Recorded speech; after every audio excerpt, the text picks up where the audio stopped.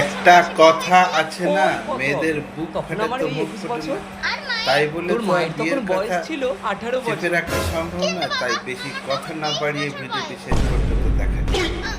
আরে না না, আমি আমার বিয়ের কথা বলছি না, আমি তো শুধু হিসাব করছিলাম।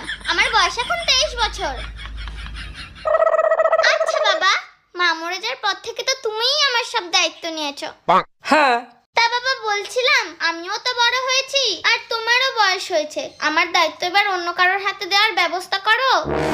কি বলছিস? ছোট থেকে আমি তোকে বড় করলাম, তোর সমস্ত আবদার দেখাশোনা আমিই করে যাচ্ছি, আর আমি এত বুড়ো হয়ে যাইনি যে তোর দেখাশোনা করার জন্য আবার একটা লোক রাখবো।